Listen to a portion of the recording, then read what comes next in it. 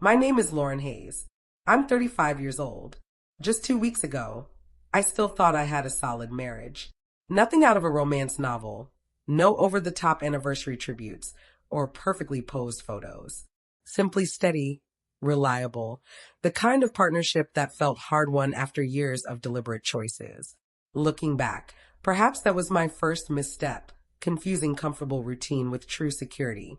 Lauren and I had shared 9 years together, married for 7. Our story began at a professional conference in Chicago, both of us lingering awkwardly by a mediocre coffee setup during a break between sessions. A single chat sparked a follow-up call. Those calls blossomed into 6 months of long-distance connection. Before long, he relocated to my city. Within a year, we were engaged. A year later, we exchanged vows. It unfolded exactly as society expects, predictable enough that no one ever questioned it once time passed. 3 years ago, we purchased our home. 2 vehicles parked out front, separate wardrobes, joint shopping lists, and talks about starting a family that always drifted into some hazy someday. Back then, with careers in full swing, it seemed perfectly sensible. He built his career in corporate communications. I thrived in project management. Both roles were intense, both all-consuming. We convinced ourselves we were constructing a shared future, even as most days felt like two separate lives happening beneath one roof. The initial warning sign arrived quietly, without fanfare. He began drifting away. He'd return home later, not outrageously so, but late enough for dinner to grow cold on the table. He'd linger in the car for calls before stepping inside, then head directly to his study, doors slightly ajar, voice hushed. When I'd inquire about his day, I'd receive clipped recaps rather than genuine stories. Busy. Long. The usual. I reassured myself it was stress. His firm was undergoing major changes. Layoffs loomed everywhere. Who wouldn't feel on edge? So I adapted. I prepared more meals, shouldered extra chores, offered him breathing room when he seemed overloaded. I refused to nag or accuse. I aimed to embody the supportive partner I believed a strong marriage demanded. Yet the gap only widened. Romantic evenings vanished. Our exchanges shrank to pure logistics. We became little more than roommates who shared a mattress and dodged glances while brushing teeth. Then, roughly 3 months ago, he began dropping casual references to her. Not obsessively, but often enough to notice. My ex adored that restaurant. My ex was fantastic at repairs like this. My ex drove the same model. At first, I stayed silent. I didn't want to appear jealous, but it gnawed at me. In all our time together, he'd rarely mentioned her. I knew only the outline. They'd dated for years. She'd accepted a position far away. He refused to relocate. End of chapter. Or so I believed. 2 months back, his routine shifted again. More evening outings labeled work events, happy hours, weekend brunches, always with plausible justifications, always returning home eventually. But an instinct inside me had already sharpened, quietly observing everything. The morning I spotted the message wasn't planned. He'd left his phone charging on the kitchen island while showering. It vibrated once. Last night was incredible. Dying to see you again. The sender showed only initials. My heart plummeted. I sank into a chair. I never unlocked it. I never swiped further. I didn't need to. When he descended the stairs, I was calmly brewing coffee as if the world hadn't tilted. He grabbed his phone, glanced at the screen, and broke into a small, private smile. That smile revealed everything. Who was that? I asked casually. The text. Oh, he replied swiftly. Just a colleague, work stuff. The lie hung heavy. I held back confrontation. Not yet. Over the following weeks, I saw it all with painful clarity. The new passcode on his phone, the sudden attention to grooming, the way her name resurfaced in conversation like an uninvited echo. 3 weeks ago, I finally confronted him. I sat him down and confessed that I felt us slipping apart, asking if something troubled him. He dismissed it, claimed I was imagining problems, called me paranoid, even suggested I might be projecting my own doubts. Then came last Wednesday. He was already seated at the kitchen table when I arrived home, a half-empty glass of wine before him, not his first. We need to talk, he announced. By the conversation's end, he met my gaze and delivered the words that shattered my world. I settled for a good woman when I could have had a great one. Perhaps that was my real error.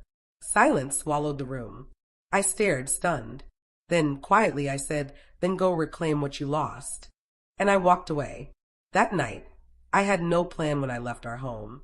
I drove aimlessly for nearly 40 minutes. No radio, hands gripping the wheel, his words looping endlessly in my mind, searching for any version that stung less. A great woman. Not a fleeting lapse, not a rough patch. A better woman. I ended up at my sister's doorstep. She opened the door without a single question despite my tear-streaked face and trembling hands past 9 p.m. She simply widened the entrance, enveloped me in an embrace, and whispered, "The guest room is yours." That simple act of love nearly undid me. I powered off my phone. I craved quiet to stop the chaotic collision of thoughts. But around midnight, curiosity, or perhaps masochism, prevailed. I switched it back on. 21 missed calls, 14 texts, all from him, "Where are you?" "We're not finished." Things got heated. I didn't mean it that way. "Please come home." The final one arrived just 10 minutes earlier. "We need to talk now." I gazed at the glowing screen until it faded, then flipped it over and slept. The next morning brought more messages. His tone had escalated from frustration to desperation. He'd even phoned my sister, who assured him I was safe but needed distance. Apparently, that only fueled his unease. I forced myself to work, diving into meetings and data, thankful for anything demanding reason over feeling. Each buzz of my phone tightened my stomach. By late afternoon, I knew endless avoidance wasn't sustainable. I wanted truth, no more shadows. When I finally answered his call, his voice sounded diminished. "Can we really talk?" he pleaded. Honestly, I agreed to meet at a neutral spot, a peaceful cafe near my office, public enough for civility, open enough to prevent collapse. He appeared drained, shadows beneath his eyes, jaw clenched. "I didn't mean those words," he rushed. I was upset, emotional. "You didn't trip over them," I replied evenly. "You selected them carefully." He exhaled, dragging fingers through his hair. "I've been lost lately." "Lost about what?" I pressed. He paused, then confessed. "I reconnected with my ex." The pieces locked together, the late arrivals, the secrecy, the phone. "Have you been seeing her?" I asked. "Occasionally," he admitted quickly. "Coffee, lunches, conversations. And the message about last night being incredible?" His expression shifted. "You saw my phone?" "I saw the alert." "That was enough." "You had no rights?" I interrupted. "You lose the right to lecture on privacy when you're emotionally entangled elsewhere." "It's not cheating," he defended. "We haven't been intimate." "But you want to be," I stated. Silence. That quiet spoke volumes. "So what's the strategy?" I asked softly. "Keep me waiting while you weigh if she's superior?" "That's unfair," he shot back. "You haven't been fully present in this marriage either." Something inside me stilled completely. "I've been here," I said. "Every evening, every weekend. I asked about your day, reached out. You pushed me away." "That's not the same as truly understanding me," he countered. "She does." Comparison again. I saw then that this hadn't begun 3 months earlier. It had started the instant he began sizing me up against a phantom. "You didn't return to her out of confusion," I told him. "You returned because she was effortless. Because she remembers only the idealized you, untouched by real-life mess." "That's not fair," he protested weakly. "Isn't it?" I asked. "She knows the man from memory. I know the one who conceals behind screens and blames his wife for his shame." He averted his eyes. "I never intended to wound you." "But you did," I answered. "And you were prepared to continue." For the first time, true fear flickered in his gaze, not of losing me, but of forfeiting the fall back. As I rose to leave, he reached for my hand. "Don't decide this now," he urged. "We can repair it." I withdrew gently. "No," I said. "You wanted to test for something better. Now live with the results." That evening, alone in my sister's guest room, tears didn't fall. I simply lay staring upward, struck by a chilling yet liberating truth.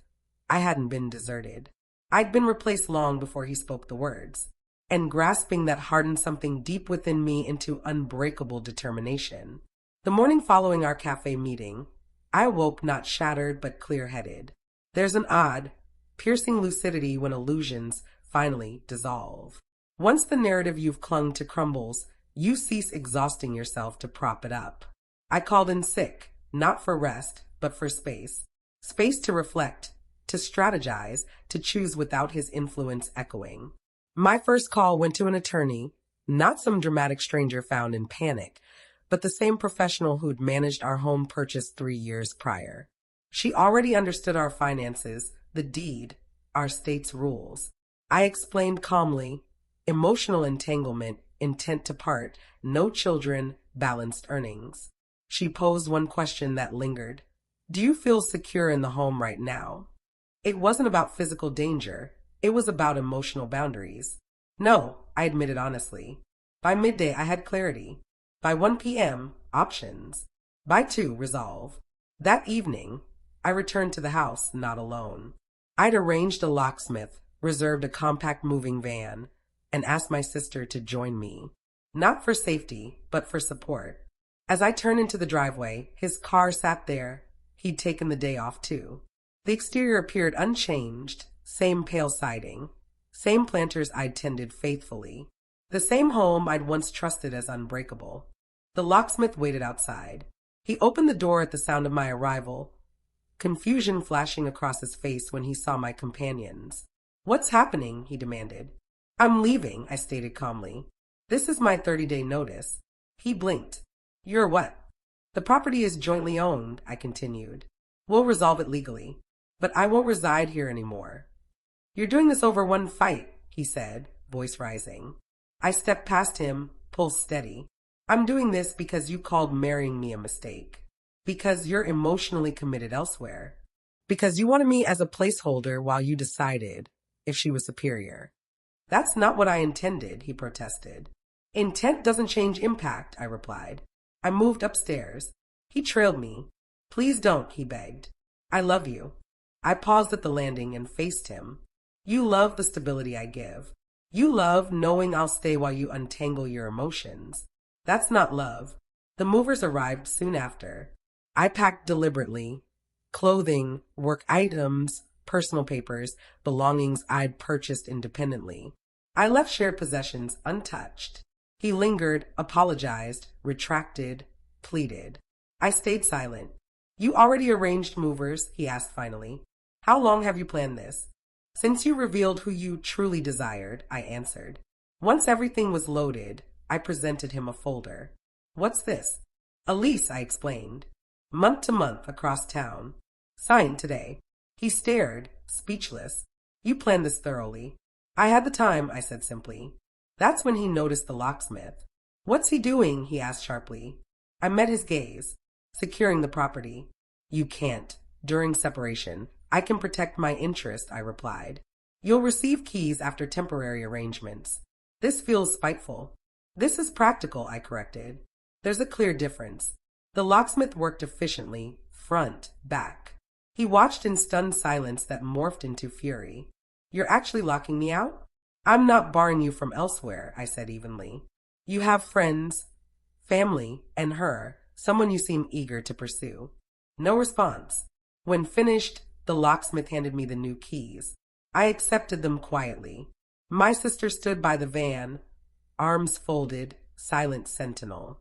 As I exited, he followed to the driveway. Don't walk away like this, he pleaded. Let's truly talk. I turned and really looked. We did talk, I said. And you made it painfully clear I was never your priority.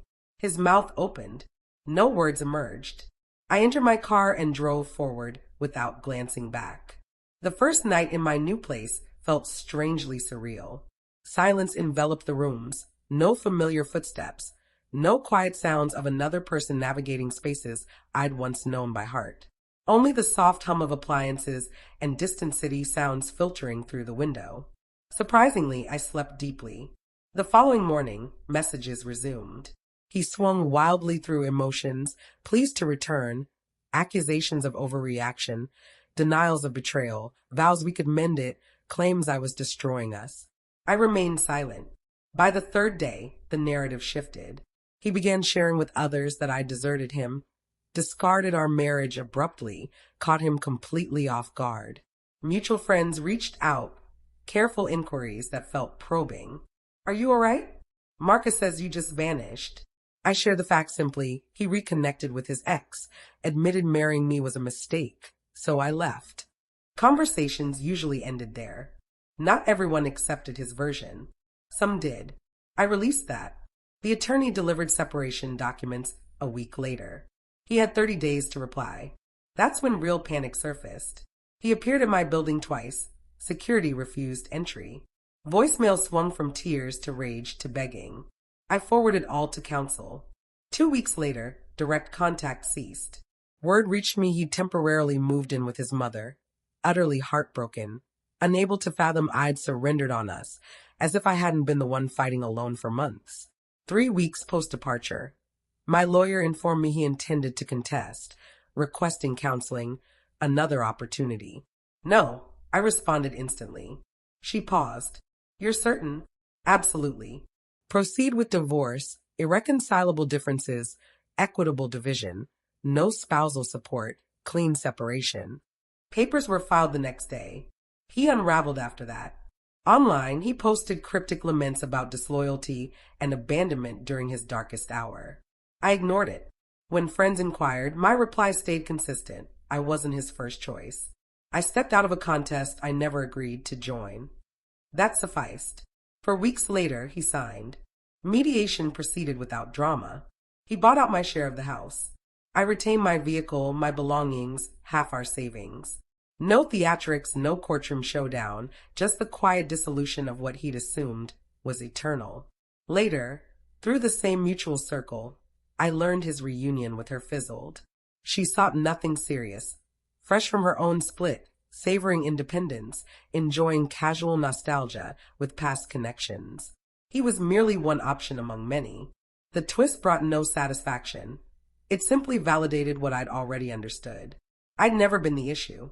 The divorce concluded 6 months after that fateful night. Swift by most measures, no kids, no complex ties, no motive to prolong an obvious reality. By signing day, I'd rooted into my fresh existence. Steady morning strolls, weekly therapy, meals planned for one. A home that finally felt wholly mine, unlike the house ever had. Therapy illuminated a vital truth. I hadn't merely lost a husband. I'd shed the version of myself who constantly diminished to accommodate another's doubt. Roughly 2 months post-finalization, whispers reached me about what followed. He'd pursued her earnestly. Dinners, getaways, efforts he'd never extended to me once routine settled. It collapsed. She desired no commitment, had been upfront. She craved attention, fond memories, the thrill of old sparks without strings. He hadn't been unique, just convenient. When that ended, he messaged me once, "Can we talk? I need closure." I studied it at length, then deleted it. Closure isn't granted to someone who's already demonstrated your place in their life. A friend recently asked if I regretted the swift exit, relocating so decisively, securing the locks, refusing to linger and repair. I don't, because he never sought to heal our bond. He wanted me as backup while testing greener pastures. Removing that safety net triggered his desperation, not from love, but from fear of solitude. I gave 9 years to a man who silently benchmarked me against an unfinished past, who judged our life against a fantasy version of someone spared real partnerships' challenges. I will never again settle as anyone's second option. I refuse to rival a recollection. I refuse to pause while someone debates my worth. At 35, I'd choose solitude over serving as a contingency plan. And for the first time in years, that choice feels like true liberation.